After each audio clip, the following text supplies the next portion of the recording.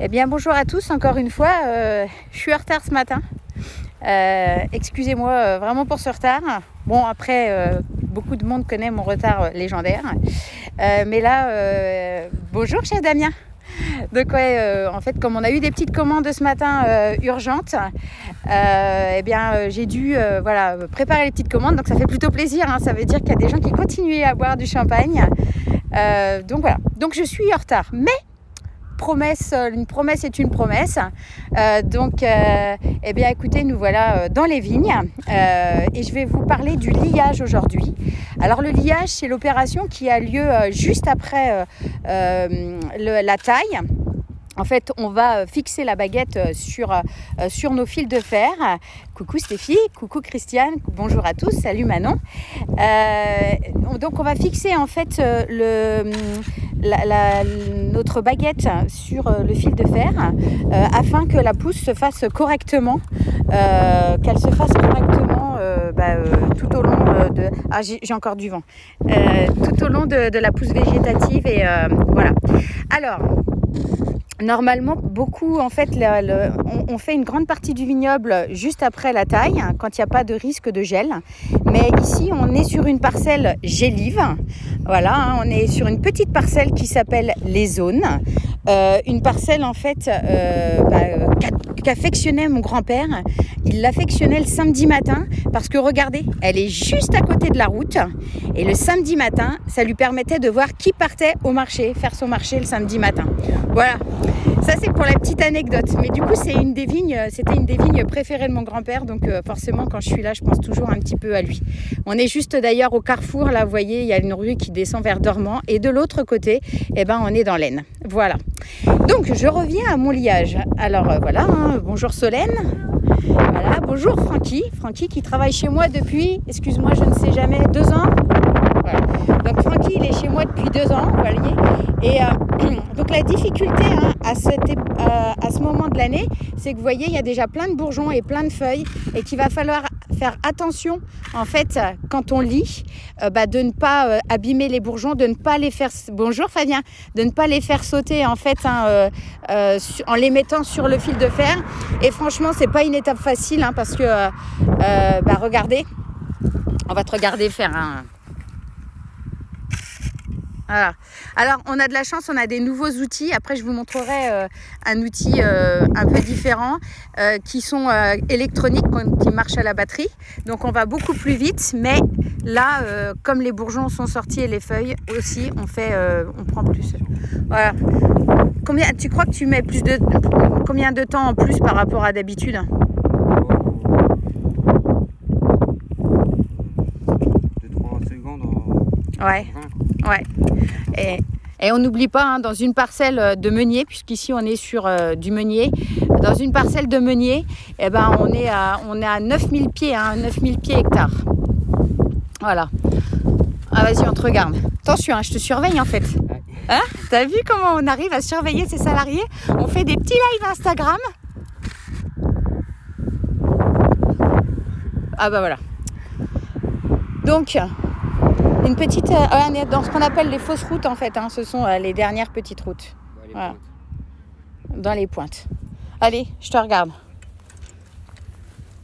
Alors regardez à côté, ils sont en train de poser les racks. On les pose en plusieurs jours cette année à Vincelles pour justement éviter des problèmes, les problèmes sanitaires. Elle les a faites. Bon, alors voilà, c'est fini déjà? Bah oui. Bon, voilà. Non, c'est pas fini, regarde là. Ah, mais ils m'ont fait un piqué, ils vont le remplacer. D'accord. Donc voilà, vous voyez, on est vraiment, faut vraiment faire attention parce que quand parfois on met la baguette sur le fil, sur ce qu'on appelle le fil lueur, des fois effectivement on fait sauter les bourgeons et du coup qui dit pas de bourgeons ou pas de feuilles dit effectivement pas de raisin. Voilà. Donc là, effectivement, derrière il manque une route.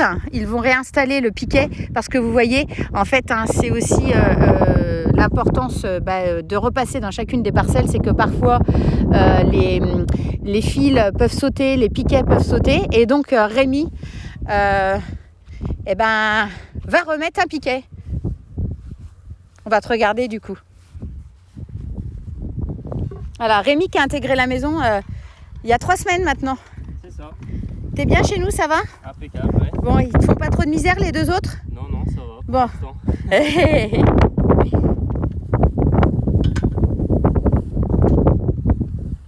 Voilà. Donc là, c'est une toute petite parcelle. Hein. Elle fait à peine 9 arts, je crois. On la voit tout de suite hein, parce qu'elle est complètement enherbée. Et celle-ci, c'est le choix qu'on a fait, c'est de la laisser complètement enherbée. C'est une vieille parcelle. Hein. Alors, il y a une voiture qui est déjà rentrée dedans. Donc, les pieds qui sont ici sont un peu plus récents. Mais les pieds qui sont tout là-bas, en fait, on peut aller les voir d'ailleurs, ils datent de 74. Voilà. Hop. Et là, on voit toujours hein, les gens derrière qui posent les racks. Ça va, hein, ils respectent bien les distanciations sociales. Ils sont peut-être en train de penser que je les surveille en plus.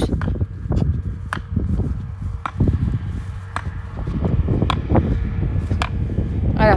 Ici, on est sur des pieds beaucoup plus vieux, hein, plus de 40 ans. Voilà. C'est bon, t'as rien oublié, Solène? Non, là je compte les pieds manquants. Très bien, pourquoi tu comptes les pieds manquants? Pour pouvoir remonter par la suite. D'accord. On met sur un papier toutes les parcelles, les pieds qui manquent, quels cépages. Comme ça, Vincent va pouvoir nous commander des beaux plants qu'on va pouvoir replanter pour avoir encore plus de raisins. Voilà. Alors, les plants, pourquoi ils peuvent sauter? Alors, soit parce que effectivement la machine les a emportés, soit parce qu'ils ont été, ce sont des pieds malades. Le problème hein, de ces plants-là, vous voyez par exemple celui-là, il a été entreplanté, je pense, au mois de novembre dernier. D'ailleurs, on le voit pas très bien. Ah voilà, il est là, il est tout là. Le problème, en fait, quand on replante comme ça, c'est que ça prend 6 à 8 ans en fait avant qu'il puisse faire des raisins, alors que normalement quand on a un nouveau carré de plantation avec des nouveaux plants comme celui-ci, ça prend 3 ans pour avoir des raisins. Mais ici en fait vous voyez toute l'énergie tous les éléments nutritifs finalement sont pris par les vignes qui sont là depuis plus longtemps, et donc il reste finalement peu de place pour les jeunes plants pour se développer. Voilà. Hop.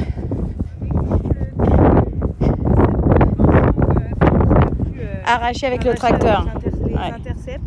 Ouais. Donc voilà. Ça, c'est des pieds manquants après. C'est ça. Bonjour.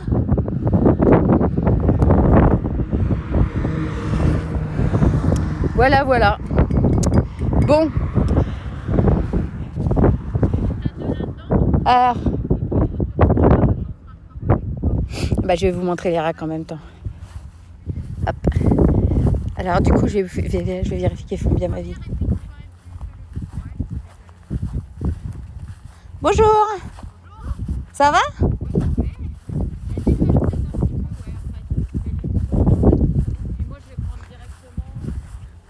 Ça vous ennuie que je vous filme? Non? Voilà, donc on pose un rack, tous les entrepiquets.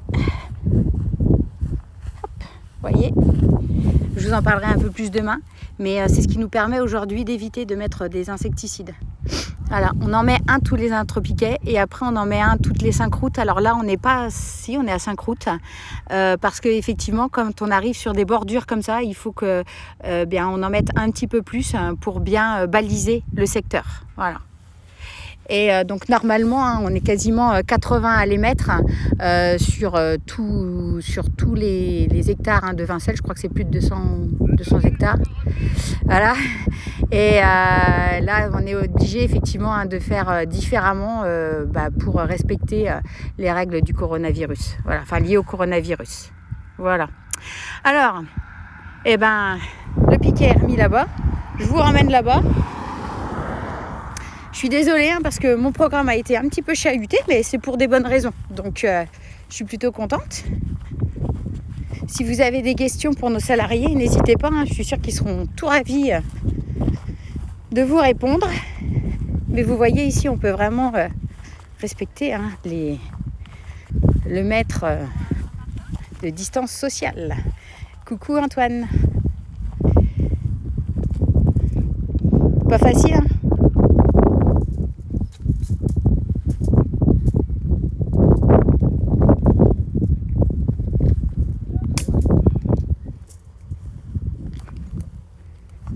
Il y a du monde ce matin. Tu fais quoi toi? Avec le soleil, Tu comptes les pieds aussi, c'est très bien. Donc là, les prochains pieds, on va les remettre en novembre. Et on va essayer de le faire aussi en fonction du calendrier lunaire. Donc voilà, pour être sûr d'avoir une bonne reprise. Hop.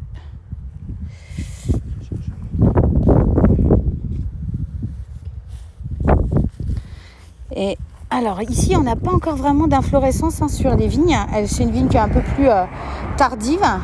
Mais sur certains meuniers, on peut déjà voir quelques inflorescences. Ça démarre tout doucement en fait. Ça démarre tout doucement. Voilà. Enfin tout doucement, mais on est quand même bien en avance. Voilà.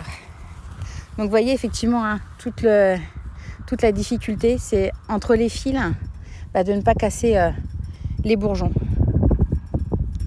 Voilà. Donc pas évident tout de suite. Hein. Voilà. Et en même temps, c'est très très important parce que c'est ça que je ne vous ai pas expliqué. C'est que si vous voulez, pourquoi on attend dans ces parcelles gélives, c'est parce que si effectivement on a du gel, les premiers bourgeons en fait qui sont proches de la terre vont être gelés. Mais si effectivement on n'a pas lié notre baguette sur notre fil là en fait si on le dit trop tôt, là on risque aussi un gel des bourgeons qui sont sur le fil lueur, alors que si on les a pas encore liés, les baguettes restent en l'air, les premiers bourgeons sont peut-être gelés mais pas les autres en fait. Donc du coup on aura sauvé tous ces bourgeons. C'est pour ça vraiment qu'on attend la dernière minute. Alors on le fait pas sur l'ensemble du vignoble, hein. On le fait vraiment juste sur certaines parcelles, soit qui sont trop humides, soit qui sont voilà. C'est vraiment sur ces parcelles un petit peu qui craignent un petit peu ce qu'on appelle nous les fonds. Et on a l'habitude, hein, c'est aussi l'habitude hein, qui se transmet de génération en génération. Et en 2012, grâce à cette technique, hein, qui est une technique d'ancien, comme dirait mon père, d'attendre au maximum le liage de ces parcelles, en 2012, on a sauvé 30% de notre récolte au moment d'un gel très très important. Voilà. Mais effectivement, c'est plus long hein, pour nos salariés, c'est beaucoup plus de travail, mais c'est aussi le prix de la sécurité de mettre plus de temps, voilà.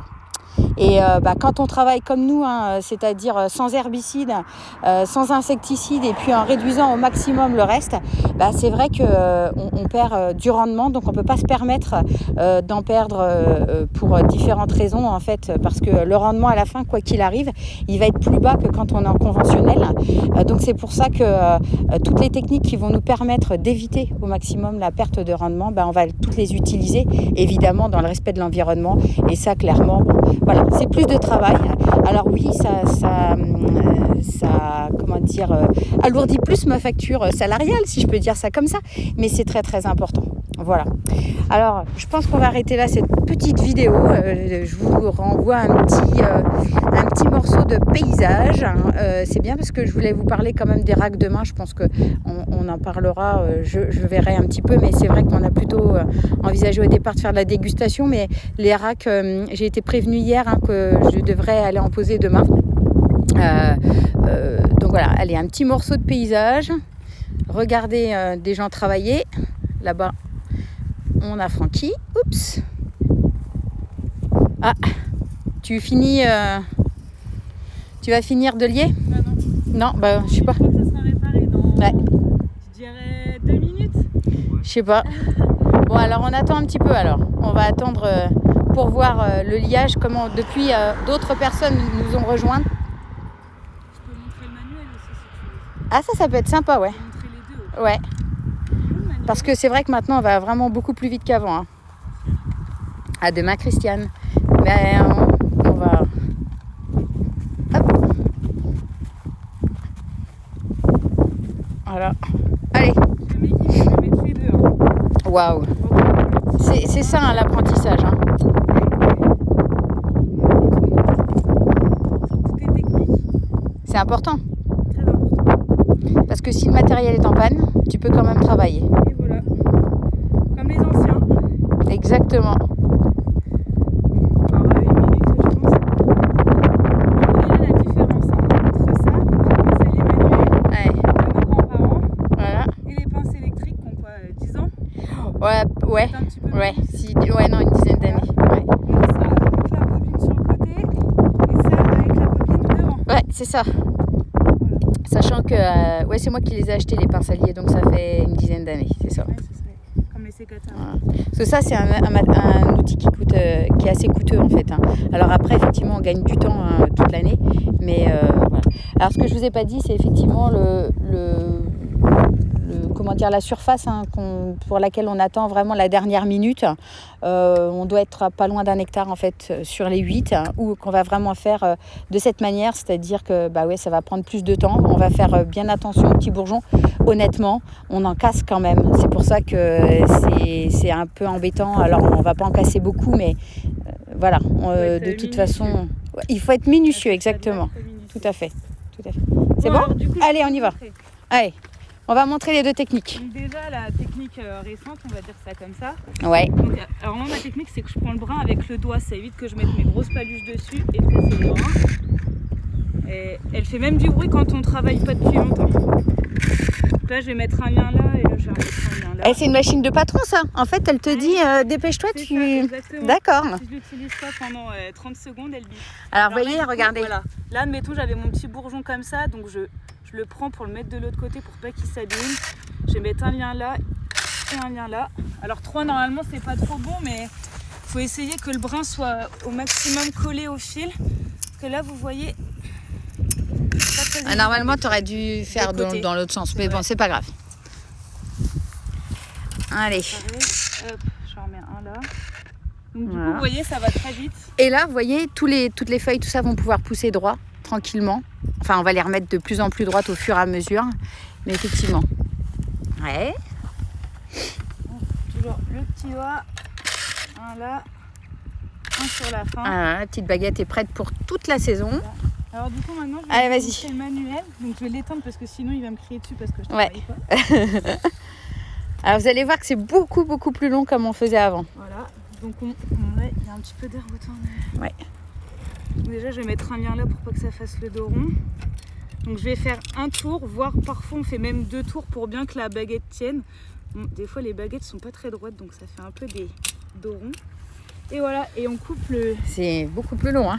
comme ça. Mais il faut toujours faire autant attention. Hop. Puis évidemment on gâche du fil.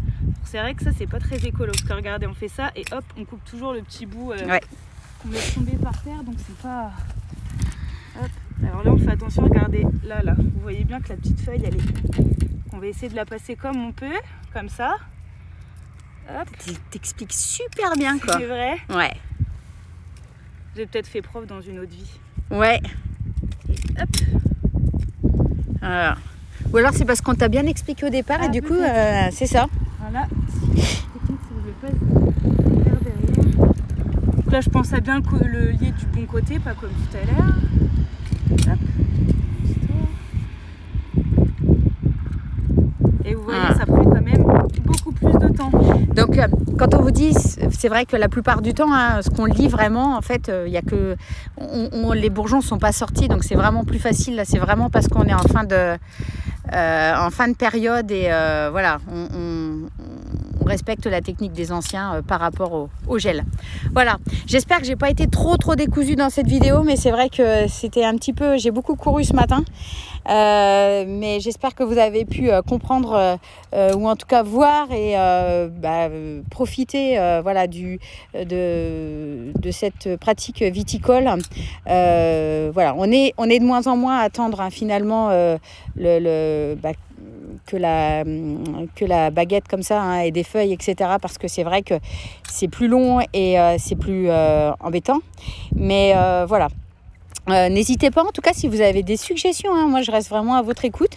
Si vous avez envie de voir des choses que je peux vous montrer, hop, voilà. Si vous avez envie de voir des choses que vous, voilà, que il n'y a pas de souci, avec grand plaisir. Je fais un petit peu aussi au fur et à mesure, en fonction du temps, des tâches. Évidemment, la dégustation, j'ai vraiment envie de vous faire découvrir plein de choses. Mais il y a peut-être des secrets que vous avez envie que je vous révèle. Alors peut-être que je ne révélerai pas tout, mais why not? Et en attendant, écoutez, je vous souhaite une bonne journée. On va s'arrêter là. Il ne fait pas très chaud quand même dehors. Il faut une petite polaire, mais on est quand même bien dehors. Faites attention à vous, prenez soin de vous, restez chez vous. Et écoutez, take care and drink champagne. Voilà, bonne journée et à très bientôt. Au revoir.